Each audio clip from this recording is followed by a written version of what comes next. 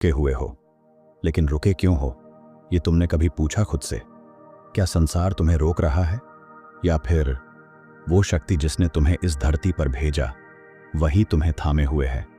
मैं हूं महादेव, और आज मैं तुम्हें वो उत्तर देने आया हूं जो तुम वर्षों से खोज रहे हो। तुम्हारी तकदीर रुकी नहीं है, वो बस इंतजार कर रही है कि तुम वो बनो जो तुम वास्तव में हो। जिस बीज में वृक्ष बनने की क्षमता है, अगर वो जमीन पर पड़ा पड़ा रोता रहे तो क्या आसमान उसे छांव देगा?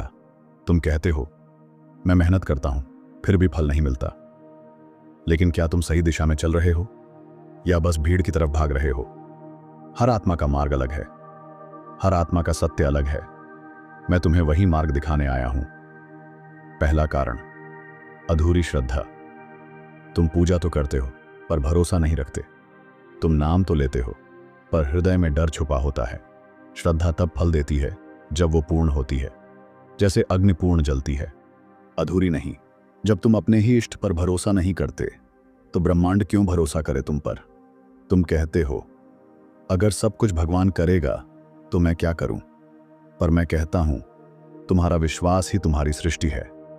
दूसरा कारण, समय से पहले की हड़बड़ी। तुम बीज बोते ही फल की उम्मीद करते हो, पर क्या तुम्हें पता है कि सबसे मीठा फल हमेशा सबसे ज्यादा समय लेता है?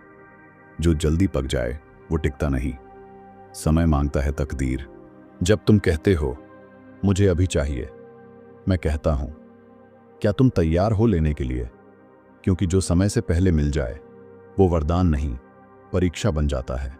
और मेरे बच्चे, मैं तुम्हें टूटते नहीं देख सकता। तीसरा कारण, आत्मा का उद्देश्य न समझना। तुम जिस राह पर चल रहे हो, क्या वो तुम्हारी आत्मा की राह है या बस समाज की नकल है? जब आत्मा अपने पथ से भटकती है तब ब्रह्मांड रुक जाता है। तुम्हें लगता है तकदीर थम गई, पर सच्चाई ये है कि तुम वो कर रहे हो जिसमें तुम्हारी आत्मा मौन है। तुम मुस्कुराते हो बाहर से, पर भीतर कोई चीख रहा है। उसी आवाज को सुनो, वही तुम्हारा सत्य है।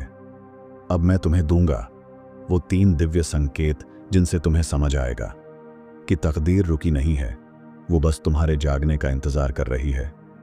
ध्यान से सुनो, क्योंकि ये संकेत हर किसी को नहीं मिलते।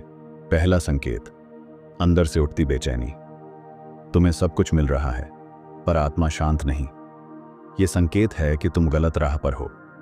ये बेचैनी तुम्हारी चेतना को जगा रही है कि चलो लौट चलें अपने सत्य की ओर।